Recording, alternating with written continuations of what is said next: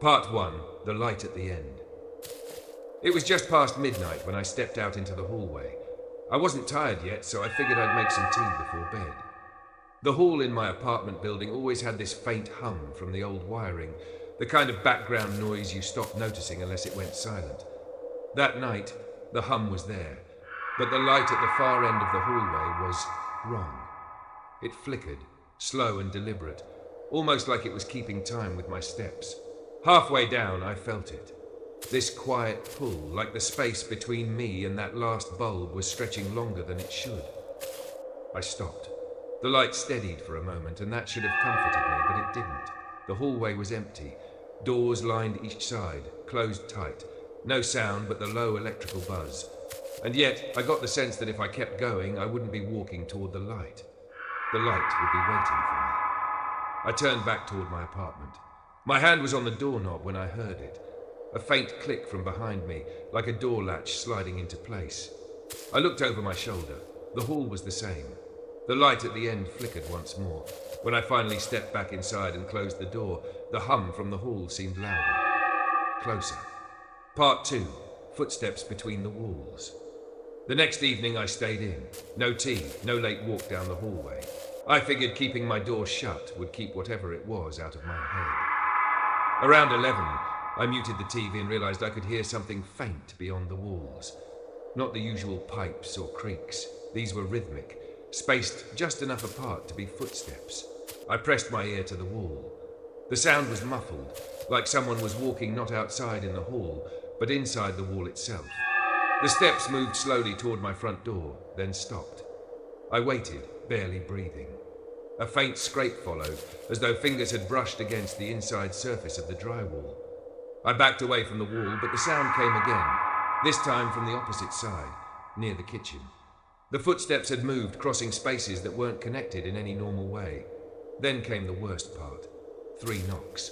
Soft, deliberate, not on the door. From inside the wall right beside me. I froze until the knocks stopped, then turned on every light in the apartment. I didn't sleep that night. In the morning, I checked the hallway. The same flickering bulb burned at the far end, and the hum filled the air like nothing had changed. But when I passed the wall where I'd heard the knocks, I noticed something. 3 faint dents, no bigger than fingertips, pressed into the paint. Part 3, The Door That Wouldn't Close. 2 nights later, I decided I'd had enough. I was going to sleep early, and I'd lock the door and let whatever was in that hallway stay there. I did everything the same. Lights off, curtains drawn, phone on the nightstand. But sometime after midnight, I woke to a faint, steady vibration under my pillow. Not my phone. It was coming from the wall behind my bed. I sat up and listened. The footsteps were back. This time, they weren't muffled. They were in the hall, slow and heavy, moving toward my door. I slipped out of bed and crept into the living room. The sound stopped. For a moment, I thought maybe I'd imagined it. Then the doorknob turned. The lock held, but the knob twisted back and forth. Slow at first, then faster, rattling like someone was trying to find the right angle to open it.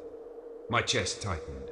I grabbed the deadbolt, checked it twice, and started to step back when the door eased forward against the frame, just enough to make a thin line of light appear along the edge. I slammed my weight against it, shoving it shut. The knob went still. I stood there breathing hard, both hands pressed against the wood. When I finally reached up to lock the chain, it wouldn't slide into place. The door frame had shifted, as if something had been pressing from the other side hard enough to warp it. I didn't sleep the rest of the night. In the morning, I found the light at the end of the hallway burned out completely. The hum was gone. The silence felt worse.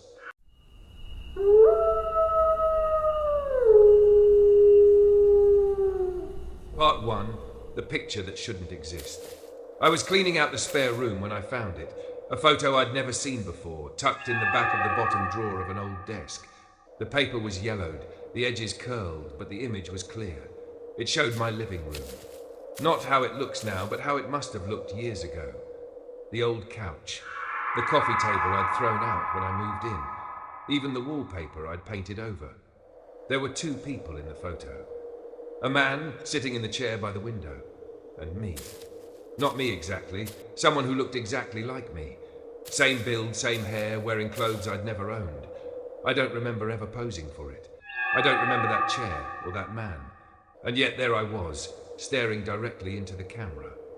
I sat on the floor with the photo in my lap for what felt like hours, studying every inch. The man's face was turned slightly, but the more I looked, the more certain I became that his eyes were fixed on me. Not the me in the picture, but the me holding it. I put it back in the drawer and closed it. That night, I dreamed of the living room as it had been in the picture. The same couch, the same chair, the same man sitting perfectly still, watching. When I woke, the photo was on my kitchen table. Part 2, the shadow in the frame. I left the photo on the kitchen table all day, half expecting it to vanish if I looked away. It didn't. By evening, the edges had curled a little more, but the image stayed sharp. This time, I noticed something I hadn't seen before. In the far corner of the photo, just behind the chair where the man sat, there was a shadow. It wasn't cast by anything in the room. It was too tall, too narrow, and it didn't follow the angle of the light. I held the picture close, trying to see if it was a flaw in the print. But the longer I looked, the more certain I became that it was a figure. No detail, no features, just an outline standing in the corner. I set it down and stepped into my own living room, looking toward the same corner. Empty. When I turned back toward the table, the photo was face down. I hadn't touched it. That night, I tried to put it back in the desk drawer, but when I opened it, the inside was empty.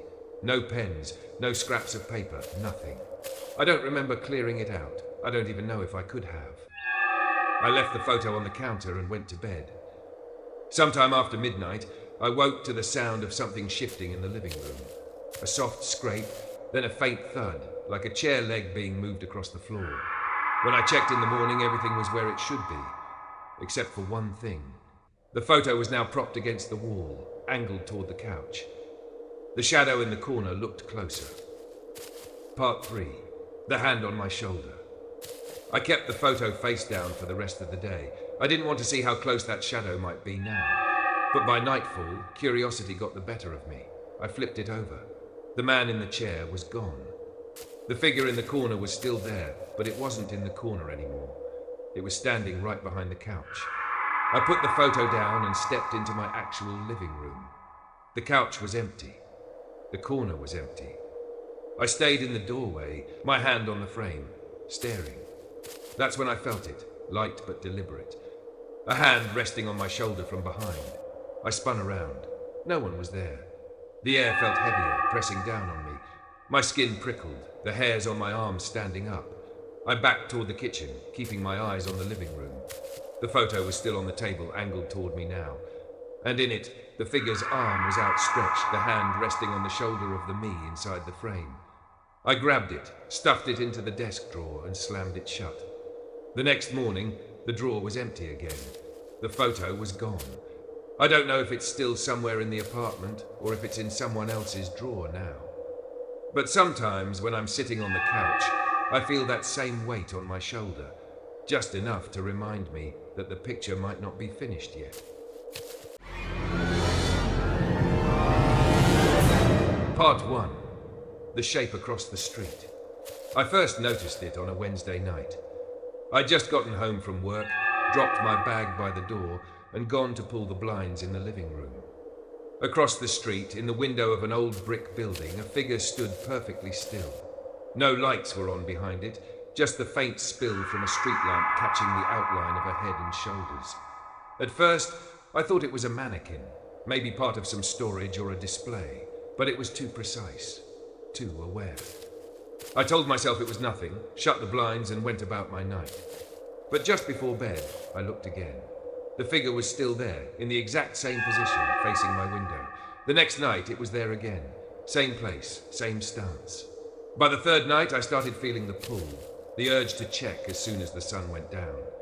And each time I looked, it was waiting. I mentioned it to a neighbor, half joking, but they just frowned and said the building had been empty for years. That night, I stayed up late, telling myself I wouldn't look. But at 2 a.m., I caught myself standing at the window, staring into that darkened glass across the street. The figure wasn't there. Instead, it was standing one floor lower, in the window directly across from my living room. Part 2. the curtain that moved. I didn't sleep that night. Every creak of the building made me glance toward the blinds. By morning, the figure was gone, and the window across the street looked as empty as it should have from the start. I kept the blinds shut all day, but when night came, I couldn't resist checking. The figure was back, same window as before, perfectly still, framed in shadow. I forced myself to look away, focusing on the glow of the TV. That's when I noticed movement, not in my apartment, but in the building across the street. The curtain beside the figure shifted, slowly, like someone was brushing past it. I leaned closer to the glass, trying to make out details in the dim light. The curtain moved again, but this time the figure didn't stay still. It turned. Not fast, not dramatic, just enough for me to see the faint outline of its head moving, as if acknowledging me. I stumbled back, pulling the blinds shut. My pulse hammered in my ears. I stood there in the dark, holding my breath, listening for I don't know what. A few minutes later, curiosity got the better of me. I opened the blinds just an inch, enough to see out without being obvious. The window across the street was empty again. The curtain was still. But now, the faint reflection in my own glass showed something I didn't expect. A second curtain. Behind me.